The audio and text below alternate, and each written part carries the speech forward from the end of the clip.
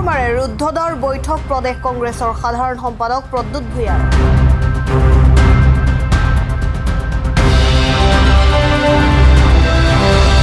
নলবাৰীৰ প্ৰাক্তন বিজেপি বিধায়ক অশোক শৰ্মাই ওচৰে কংগ্ৰেছত যোগদান কৰাটো নিশ্চিত হোৱাত ৰাজনৈতিক মহলত বিশেষকৈ বিজেপিৰ ভিতৰ চৰাত উৎকণ্ঠা বৃদ্ধি হৈছে। শনিবাৰে নিশা অশোক শৰ্মাৰ বৰকুৰাৰ বাসভৱনত উপস্থিত হৈ প্ৰদেশ কংগ্ৰেছৰ সাধাৰণ সম্পাদক প্ৰদ্যুৎ ভূঞা বিজেপি চৰকাৰ তথা দলক আনকি মুখ্যমন্ত্ৰী হিমন্ত বিশ্ব শৰ্মাকো সমালোচনা কৰি ইতিমধ্যে বিদ্ৰোহী বিজেপি নেতা হিচাপে চৰ্চিত হোৱা অশোক শৰ্মাৰ সৈতে বহু সময় ধৰি ৰুদ্ধদ্বাৰ বৈঠকত মিলিত হয় প্ৰদ্যুৎ ভূঞা। উল্লেখনীয় যে প্ৰদ্যুৎ ভূঞা ইতিপূৰ্বে দুবাৰকৈ নলবাৰী সমষ্টিৰ পৰা কংগ্ৰেছ প্ৰাৰ্থী হিচাপে প্ৰতিদ্বন্দ্বিতা কৰিছিল। ইয়াৰ পৰিপ্ৰেক্ষিতত কংগ্ৰেছত যোগদান কৰিবলগীয়া অশোক শৰ্মাৰ সৈতে প্ৰদ্যুৎ ভূঞাৰ বুজাবুজিৰ বিষয়টো গুৰুত্বপূৰ্ণ বুলি বিবেচিত হৈছে। সাংবাদিক মাধ্যমত এটা বাতৰি ওলাই আছে যে নলবাৰীৰ প্ৰাক্তন বিধায়ক অশোক শৰ্মা আৰু নলবাৰী বিজেপিৰ গুৰি ধৰোঁতা কংগ্ৰেছ দলত যোগদান কৰিব। চ' আমি বাতৰিটো কিমান সত্য সেইটো জনাৰ কাৰণে আজি জিলা কংগ্ৰেছৰ সভাপতি ৰাতুল পাটোৱাৰী আমি আহি তেওঁৰ লগত আলোচনা কৰিলোঁ। আলোচনা মানে কংগ্ৰেছ দল আপোনালোকে জানে ভাৰতবৰ্ষৰ আটাইতকৈ পুৰণি ৰাজনৈতিক দল।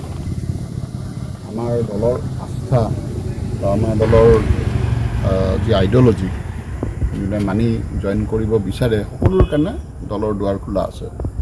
আৰু তেখেতৰ কথা লাগিল যে তেওঁ স্বইচ্ছাই আমাৰ দল মানে যোগদান কৰিব বিচাৰিছে।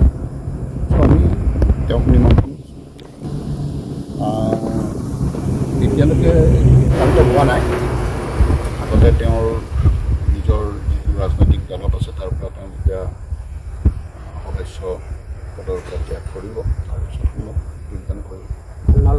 নিৰ্বাচনলৈ বহু সময় আছে, নিৰ্বাচনৰ কথা এতিয়া ভবা নাই। নিৰ্বাচন জিকিবলৈ হ'লে ৰাইজৰ সঁহাৰি লাগিব। মই ভাবোঁ যিহেতুকে অশোক শৰ্মা নলবাৰীৰ বিজেপি দলৰ এজন গুৰি ধৰোঁতা আছিলে, বহু বছৰ তেওঁ সংগঠনৰ লগত জড়িত আছে।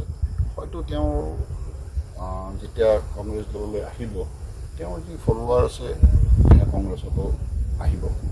মই আগতেই ক'লোঁ যে নিৰ্বাচনৰ কথা আমি ভবা নাই। নিৰ্বাচনৰ কাৰণে আমাক ৰাইজে হ'ব লাগিব। আৰু আজি তেওঁ এজন বেলেগ ৰাজনৈতিক দলৰ পৰা অহাৰ কাৰণে এইটো প্ৰশ্ন উঠিছে, কিন্তু ইয়াৰ লগতে আজি এটা অনুষ্ঠানত আমাৰ 4 নম্বৰ মণ্ডল কংগ্ৰেছত 212 নম্বৰ বুথত প্ৰায় 70জন ব্যক্তি আজি এখন সভাত আছিলে, তাৰে 37জন বিজেপি দলৰ পৰা কংগ্ৰেছ দলত যোগদান কৰিছে। আৰু বিজেপি দলৰ তেওঁলোকৰ কিছুমান অফিচ বিয়াৰৰো আছিলে, এনেকুৱা ব্যক্তি আহি যোগদান কৰিছে। মানে মৌভংগ আৰম্ভ হৈছে। নলবাৰীতে নহয়, অসম প্ৰদেশ কংগ্ৰেছ কমিটি এটা সিদ্ধান্ত লৈছে ইতিমধ্যে যিসকল কংগ্ৰেছ আমাৰ নেতৃত্বত আছিলে আৰু তেওঁলোকে কংগ্ৰেছৰ বেয়া দিনৰ মানে কংগ্ৰেছ এৰি গৈছে, তেনেকুৱা ব্যক্তিসকলক যোগদান কৰাত আমাৰ তৃণমূল পৰ্যায়ৰ সদস্যসকলেও আৰু আমাৰ বহু নেতাই আপত্তি জনাইছে। অনতি পলমে তেওঁ যোগদান কৰিব আৰু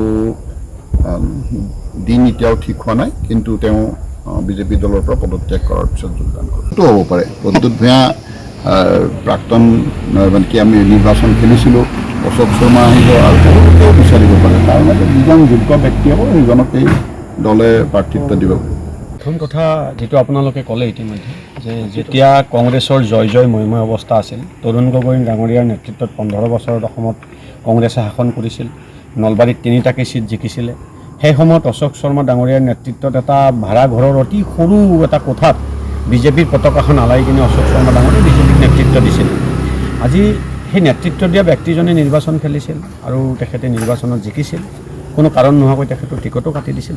তেতিয়ালৈকে অশোক শৰ্মা ডাঙৰীয়াৰ আপত্তি আমি দেখা নাছিলোঁ।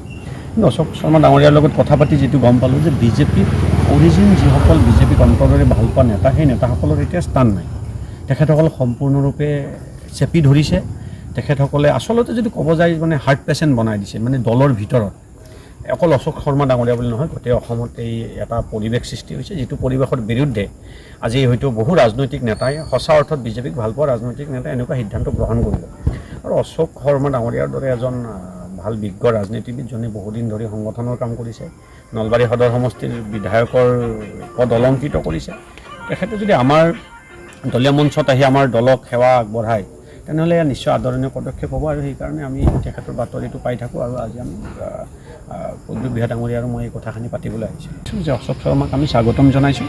বিজেপি দল এৰিলে আমি আমাৰ দলত আহিব খুজিলে আমি তেখেতক দলত অন্তৰ্ভুক্ত কৰাম, একেলগ হৈ দলৰ সংগঠনৰ কাম কৰিম আৰু আমাৰ উদ্দেশ্য 26 চনত নলবাৰীত 3টা বিধানসভা সমষ্টিত আমি বিজেপিক পৰাভূত কৰিব লাগে। অশোক শৰ্মাৰ লগতে বহুকেইজন বিজেপি কৰ্মী হয়তো জইন কৰাৰ পিছত আমি বেলেগ ষ্ট্ৰেটেজি ল'ব পাৰোঁ, যেনেকৈ আজি অশোক শৰ্মা ডাঙৰীয়া জইনে কৰা নাই। ইতিমধ্যে প্ৰদ্যুৎ বিহাৰী ডাঙৰীয়াই ক'লে নলবাৰী সদৰ সমষ্টিৰ 212 নম্বৰ বুথৰ আজি তাতে যদি চাই বিজেপিৰ গোটেই মুখ্যম আঘাত গোটেই কৰ্মকৰ্তাই জইন কৰি দিলে। আগতে যিটো আছিল যে আমাৰ বহুত কয় যে কংগ্ৰেছটো মুছলিমৰ দল, হিন্দুৰ ঠাইত নাই, হিন্দু জেগাত আমাৰ 8-10 ঘৰ কংগ্ৰেছ কৰ্মী থাকে। আজি সেই বুথটোত যাওক, আজিৰ পৰা গম পাব। আজি হয়তো বহুত ধমক দিব, আঁচনি কাটিম বুলি ক'ব, সেইটো বেলেগ পৰিৱেশ, সেইটো চৰিত্ৰ তেখেতসকলৰ আছে, কিন্তু সেই চৰিত্ৰটোক আৰু এতিয়া ভয় নকৰে। আজি সেই বুথটোত যদি যায় 90 আমাৰ 90 এই পৰিৱৰ্তন আৰম্ভ হ'ল আৰু আমি বুথে বুথে যোগদান কৰোঁ। আমি বুথে বুথে আজি অশোক শৰ্মা ডাঙৰীয়াৰ তেখেতৰ টীমৰ মানুহ হওক, প্ৰদ্যুৎ বিহাৰী ডাঙৰীয়াক ভাল পাই হওক, কংগ্ৰেছ দলৰ আইডিঅ'লজি ভাল পাই হওক, আমি বিজেপিৰ ওপৰত যিসকলে অসন্তুষ্ট সেই গোটেই অসন্তুষ্টসকলক ল'ব খোজোঁ আৰু আমাৰ নলবাৰীখনক আমি আগুৱাই নিব খোজোঁ। আৰু বিশেষকৈ আজি মেডিকেল কলেজখনৰ কথাটোত আমি বহুত লাগিছিলোঁ, আমাৰ চিভিলখনৰ সেই কথাটোত মুখ্যম আঘাত এটা দি থ'লে আজি না মেডিকেল কলেজত কিবা সুবিধা আছে না এইখন মেডিকেলৰ কিবা ব্যৱস্থা আছে।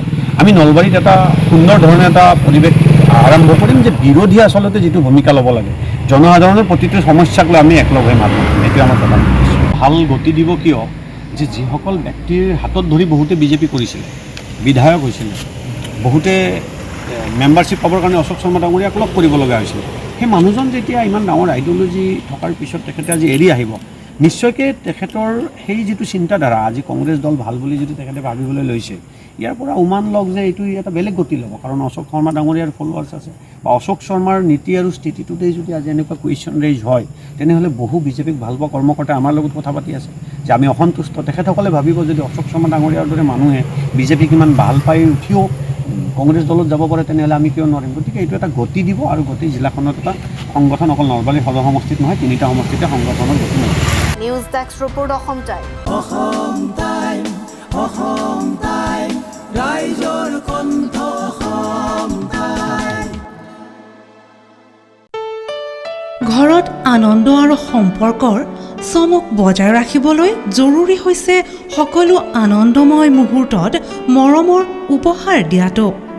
সেইবাবে মধুশ্ৰী জুৱেলাৰ্ছে আনিছে সকলো ৰঙীন ক্ষণৰ বাবে বিশেষ গহনা। হীৰাৰে হওক, সোণৰে হওক বা ৰূপৰে হওক, শ্ৰেষ্ঠ ডিজাইনছ আৰু হলমাৰ্কযুক্ত গহনাই ৰাখে সম্পৰ্কক নিখুঁত। তেনেহ'লে আজিয়ে আনক আনন্দ মধুশ্ৰী জুৱেলাৰ্ছৰ সৈতে। যোগাযোগ কৰক 7002800341 নাইবা ভিজিট কৰক LNB ৰোড, নলবাৰী, অসম।